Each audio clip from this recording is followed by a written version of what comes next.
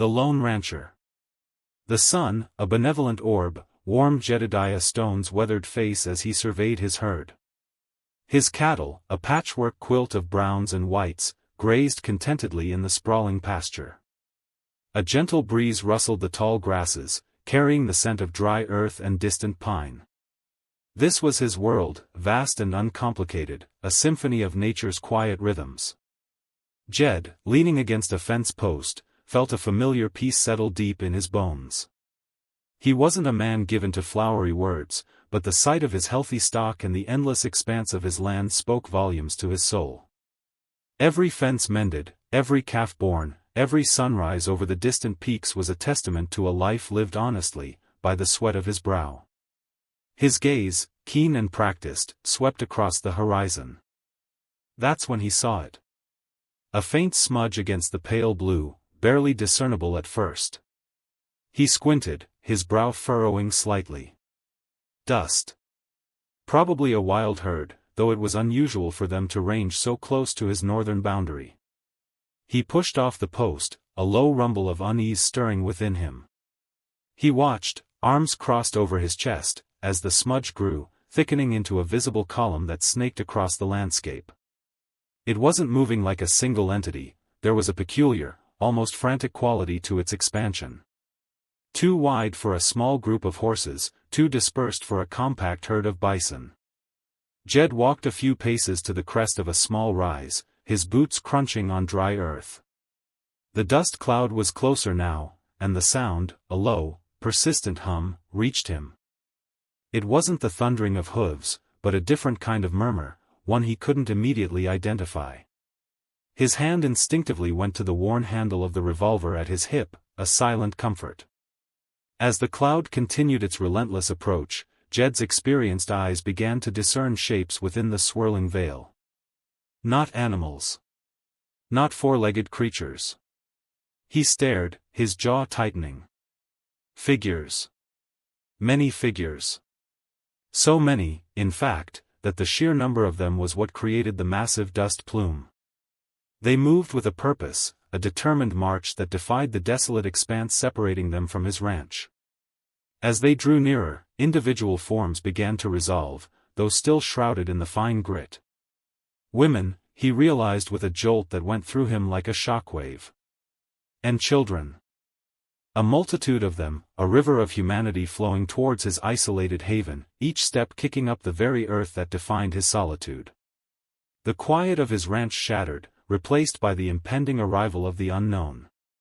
A plea from the dust. The sun, a fiery orb sinking low, cast long, distorted shadows across Jedediah Stone's ranch.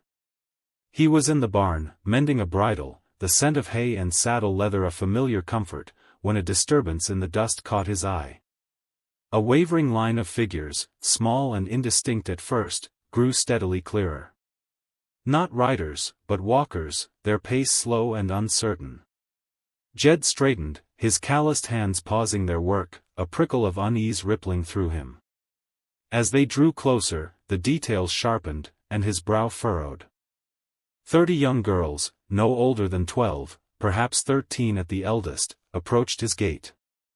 Their clothing, once vibrant, was now faded and travel-stained, their faces etched with a worry that belied their tender years.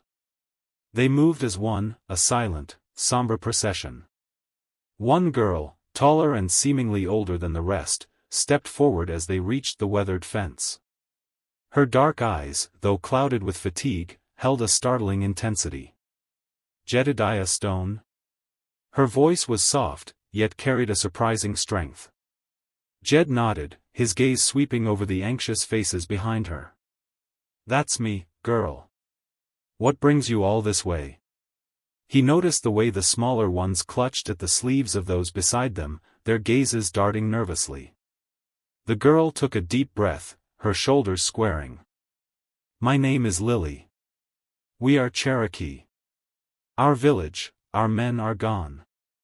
The sickness took them. All of them. We have no one left to plant, to hunt, to protect us." Her voice hitched, but she quickly regained control. "The elders sent us. They said you were a man of honor. They said you might help us. She gestured back to the cluster of girls. We need a future. We need to save our tribe. We need children. A sudden weight settled in Jed's chest, heavy and cold. The raw plea, the desperate hope in Lily's eyes, struck him with an unexpected force. 30 young lives, a whole future, resting on a desperate journey to his isolated ranch. A responsibility he hadn't sought, but one that now felt as tangible as the dirt beneath his boots, pressed down on him. The silence that followed was thick, broken only by the rustle of the evening breeze through the dry grass.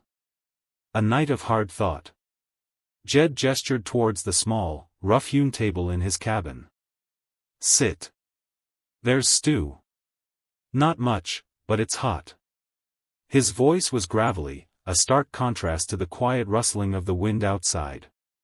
He placed a dented metal pot and several wooden bowls on the table.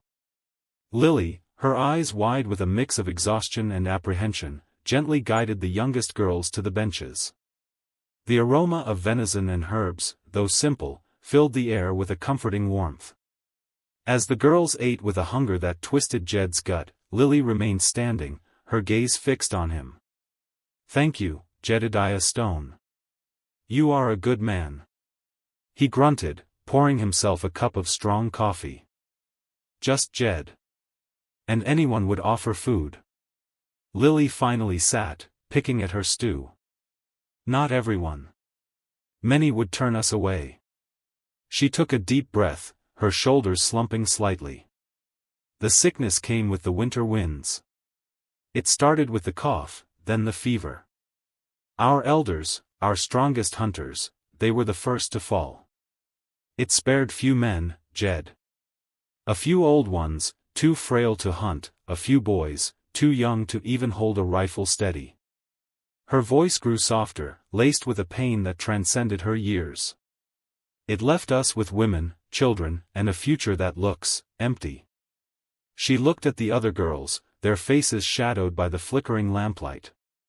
We need men, Jed. Strong men, to rebuild, to protect, to make us a tribe again. Jed listened, his expression unreadable, though a muscle twitched in his jaw.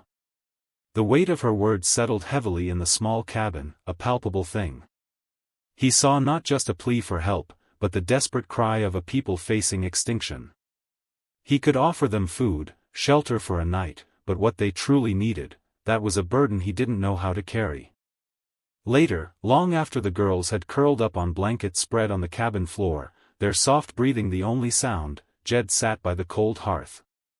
The moon cast long, skeletal shadows through the window. He ran a calloused hand over his beard, his mind racing. He was one man, a lone rancher. His ranch was isolated, his resources meager. How could he possibly help 30 young women find the kind of men they needed? The challenge loomed, immense and daunting. Sleep seemed an impossible luxury as the weight of their fate pressed down on him, demanding an answer he didn't possess. A brave idea. The morning sun, struggling through the cabin's grimy windows, painted long shadows across the floor as Jed cleared his throat. He'd assembled all 30 women in the main room, a sea of upturned faces awaiting his words. Lily stood nearest, her usual composure unwavering, yet Jed sensed a tremor of anxiety beneath her steady gaze. He scraped a calloused hand over the stubble on his chin. This was going to be tougher than staring down a charging buffalo. All right, he began, his voice rougher than he'd intended. I've done a heap of thinking. About everything. His eyes swept over their faces, pausing briefly on the youngest, their expressions wide and hopeful. And I've got an idea. A big one. Maybe a brave one. A ripple of murmurs stirred the group. Jed drew a deep breath. Look, I'm just one man. And as much as I admire your spirit, I can't be all the husbands, all the fathers, all the protectors this tribe needs to survive. He saw a flicker of disappointment in some eyes, but Lily remained stoic, her gaze locked on his. But, Jed continued, stepping forward, his boots thudding softly on the wooden planks, that doesn't mean I can't help you find them. There are good men out there. Honest men. Hardworking men. Men who would be proud to forge a life with resilient women like you. He paused, letting the declaration settle. I'm talking about riding out. To the ranches, the towns, the settlements within a few days' journey. I know folks. I know who's decent, who's got a good heart, who's looking for a partner to share their life and their land with. He met Lily's gaze directly. It won't be easy. It'll take time. But I believe we can find honorable partners for all of you. Men who will respect your ways, your people, and help you build a future. Lily's eyes, so long guarded, abruptly widened. A tiny, almost imperceptible spark ignited deep within them, a flicker of hope Jed hadn't dared anticipate so quickly. It wasn't relief, not yet, but the dawning comprehension of a tangible path forward, a future that didn't solely rest on one weary rancher. She nodded slowly, a single, decisive movement. The room, which had been silent with held breath, now hummed with a fragile, burgeoning optimism. The journey begins. The bunkhouse silence, after the girl's tearful departure, was a palpable weight, pressing down on Jed. Usually at ease and quiet, he found it suffocating now, a heavy pall. He walked to the wide, dirt-streaked window, his gaze sweeping the hazy horizon. The sun, a molten disk, dipped towards the western peaks, streaking the scrubland with fiery oranges and bruised purples. He knew what lay ahead. A fool's errand, perhaps, yet leaving those girls to their bleak fate was unthinkable. He would ride. To every settlement, every homestead, every dusty crossroads, he would carry the warning. Someone, surely, would listen. Turning from the window, his resolve hardening, he began to gather supplies. A leather satchel for jerky and hardtack, a water skin, his rifle. A soft rustle drew his eye. Lily stood framed in the doorway. Her usually composed face held a flicker of apprehension, but her dark, resolute eyes met his unswervingly. "You're leaving," she stated, a declaration, not a query. Jed grunted, strapping on his gun belt. "Someone has to. Can't let those folks just vanish." Lily stepped into the room, her small frame radiating a quiet strength. "Then I go with you." Jed paused, his hand still on his belt buckle. "No. Too dangerous. I'll be riding hard, sleeping rough. This isn't a place for," he trailed off, a vague gesture encompassing the perils. "This is my people, Jedediah," she countered, her voice firm. "I will speak for them. They will hear me. You can tell them what is happening, but I can tell them why it matters. I can speak of our children, our stories, our land. They will listen differently to one of us." Her chin lifted, a defiant spark in her gaze. "Besides, two riders are harder to dismiss than one." Jed studied her, seeing not a girl, but a woman forged in hardship, with a spirit as unyielding as the mountains. Her words resonated. Her presence would add a vital dimension to his plea that his gruff pronouncements alone could never achieve. He nodded slowly. "All right, Lily. But you ride hard, and you keep your eyes open." Preparations for two unfolded swiftly. Jed saddled his sturdy mare and a spare for Lily, checking cinches, filling water skins. Lily, with surprising efficiency, packed a smaller satchel with her few belongings and a small, beaded pouch. The setting sun cast long, distorted shadows as they mounted, the ranch quiet save for the creak of leather and the soft snorting of the horses. The air, now cool, carried the scent of sage and distant wood smoke. The journey, fraught with peril and uncertainty, had truly begun. Spreading the word. The sun was a relentless forge in the sky as Jed and Lily pushed their horses across the parched plains. Days blurred into a rhythm of dusty trails and unfamiliar faces. They rode through towns that were little more than a handful of clapboard buildings, past isolated ranches where the wind whispered through skeletal windmills. The landscape shifted from open, sun-baked expanses to rolling hills dotted with scrub oak, then to the jagged silhouettes of distant mountains. Jed, usually a man of few words, found his voice when they stopped at a bustling general store in Willow Creek. A small crowd had gathered, exchanging gossip and supplies. He leaned against a rain barrel, his gaze sweeping over the curious faces. "There are 30 young Cherokee women," he began, his voice gravelly but clear, "who risked everything. They came to my ranch, alone, to save their people." He spoke of their courage, their desperate plea for help, the unwavering spirit in their eyes. He didn't embellish, didn't exaggerate, the truth of their journey was powerful enough. Lily, standing beside him, observed the varied reactions: skepticism, pity, genuine interest. When Jed finished, she stepped forward, her presence commanding despite her slight frame. "My people," she started, her voice softer than Jed's but imbued with a quiet strength, "are generous. They live by the wisdom passed down through generations. They respect the land, value family, and believe in community." She spoke of shared meals, of songs sung around crackling fires, of the intricate basketry and vibrant stories that wove through their lives. "They are not asking for charity," she clarified, her gaze steady, "but for understanding, for a chance to reclaim what was taken, to build a future for their children." In a small settlement named Prairie's End, they encountered more resistance. A grizzled rancher, his face etched with suspicion, spat tobacco juice. "Injuns are trouble, always have been." Jed's jaw tightened. These girls, they were just children when they faced down their fears. They chose to fight for their kin, not with weapons, but with hope. Lily added, "Our traditions teach us resilience. We are people of peace, but we will protect our families. We simply seek partners in that endeavor, not adversaries." Slowly, grudgingly, some ears began to listen. They left behind whispers, questions, and the seed of an idea planted in fertile ground. The journey was long, the path uncertain, but with each passing mile, the word spread, carried by the wind, by Jed's quiet resolve, and by Lily's unwavering spirit. Hope arrives. The dust swirled around Jed's boots as he stood on the worn plank porch of the general store, Lily a quiet, steadfast presence beside him. For weeks, their words had felt like pebbles dropped into a bottomless well, generating no ripple. But today felt different. A grizzled rancher, Silas, leaned against a hitching post, idly chewing on a stalk of hay.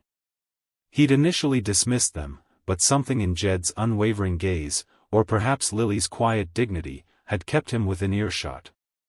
"They're not asking for charity, Silas," Jed's voice was low, earnest. "They're asking for a chance. A chance to protect what's left of their people." Lily stepped forward, her voice clear despite the tremor she fought to suppress.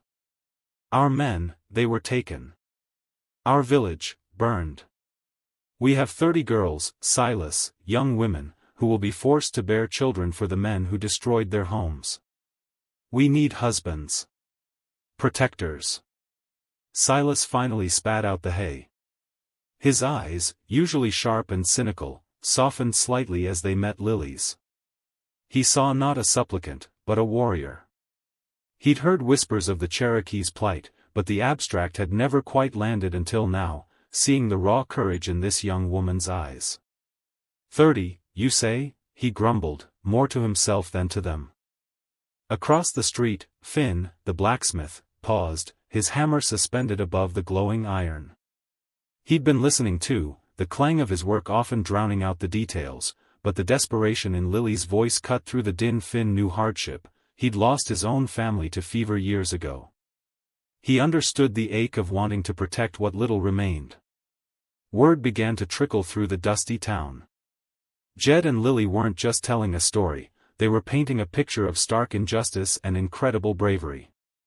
Men who dismissed the plight of a foreign people suddenly found themselves picturing their own sisters, their own daughters, in such a predicament.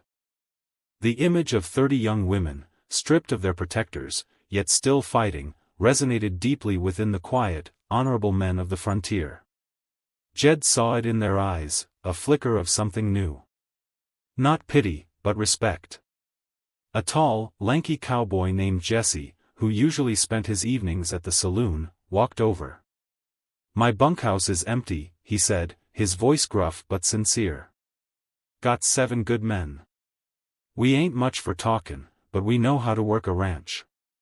And we know how to use a rifle." Silas pushed off the post. "Jed, you got a ranch. Where is it? I reckon I need to see these girls myself. And maybe my boys need to meet 'em too." Finn nodded from his forge, a silent promise.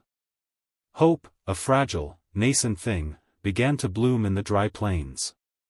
New beginnings at the ranch. Dust motes danced in the late afternoon sun as the first wagon rumbled up the long driveway, followed by another, then a third. Jed stood by the corral, ostensibly checking a fence post, but his gaze was fixed on the approaching vehicles. A knot of anticipation, mixed with a healthy dose of apprehension, tightened in his gut. This was it. The future, rolling in on wagon wheels. Men, some young and eager, others older with lines etched by hard work and loneliness, disembarked with varying degrees of awkwardness. They shuffled their feet, adjusted their hats, and glanced around the ranch yard, their eyes lingering on the porch where the girls had gathered. A nervous hush fell over the group, broken only by the creak of leather and the snort of a horse. Lily, standing a little apart from the others, took a deep breath. She met Jed's eye, a silent understanding passing between them. Then, with a gentle push from one of her friends, she stepped forward, a faint blush on her cheeks. "Welcome to the Stone Ranch," she said, her voice clear despite the tremor she felt. A tall man, with kind eyes and a thoughtful expression, was the first to step away from his companions. He removed his hat, revealing sandy brown hair. "Thomas," he offered, his voice a warm baritone. "Thomas Albright." "It's an honor, ma'am." His gaze was steady, respectful, and something in Lily's chest fluttered. Soon, the initial shyness began to melt away like morning frost. Jed watched as groups formed, conversation started haltingly, then flowed more freely. He saw shy smiles exchanged, heard the first tentative bursts of laughter ripple across the yard. One young man, red-faced and grinning, managed to trip over his own feet while trying to impress a girl, eliciting a peal of genuine mirth that broke the last of the tension. Lily found herself drawn into easy conversation with Thomas. He spoke of his small farm, his hopes for a family, and listened intently as she described her tribe, her people's struggles, and their enduring spirit. There was an earnestness about him, a quiet strength that resonated deeply within her. She found herself laughing freely, a sound she hadn't realized had been missing for so long. As the sun began to dip below the horizon, painting the sky in fiery hues, Thomas reached out, his hand brushing hers lightly. The spark that ignited between them was undeniable, a silent promise whispered in the twilight. A community reborn. The air, once carrying only the faint tang of pine and dry earth, now brimmed with a rich tapestry of scents, wood smoke, freshly turned soil, and the unmistakable aroma of a massive breakfast simmering. Jed's solitary ranch, once a haven of quiet, had yielded to the vibrant orchestration of burgeoning life. Hammers struck timber with energetic precision, erecting new cabins that stood as sturdy declarations of the community taking root. Children, their voices a joyous ripple, chased each other through the tall grass, their laughter a bright counterpoint Jed unconsciously echoed. A small boy, no more than 5, stumbled near the corral, righted himself with a triumphant grin, and resumed his pursuit of a giggling girl. Jed watched, a slow, contented smile crinkling the corners of his eyes. He recalled the deep sorrow in Lily's gaze upon her arrival, the crushing burden of a fading tribe heavy on her young shoulders. Now, those same eyes, when they met his across the bustling yard, sparkled with a lightness that mirrored his own burgeoning happiness. Lily, her apron dusted with flour, guided a group of women grinding corn, their conversation a steady, companionable hum. She caught Jed's glance, offering a subtle, almost imperceptible nod, a shared acknowledgement of the future they were cultivating. The tension that had once defined her posture had softened, replaced by an inner calm. She was no longer merely a leader battling for survival, she was an architect, shaping a new world with every seed planted, every hearth fire kindled. Jed leaned against a fence post, the morning sun's warmth seeping into his bones. He observed young men, once adrift, now working with fervent purpose, their muscles taut against the timbers they hoisted. He saw women, their faces etched with past struggles, now sharing stories and easy smiles. This was no longer just a ranch, it was a refuge, a burgeoning village, a whispered promise carried on the wind. A profound sense of fulfillment, deeper than any he'd ever known, settled in his chest. He hadn't simply offered shelter, he had helped nurture the genesis of a new generation. The sounds enveloping him, the rhythmic thud of an axe, the distant lowing of cattle, the constant, effervescent joy of children, transcended mere noise. They comprised the vibrant symphony of a community reborn, a living testament to the tenacious spirit of hope. And Jed, the solitary rancher, found his heart swelling with a joy as expansive and limitless as the prairie itself.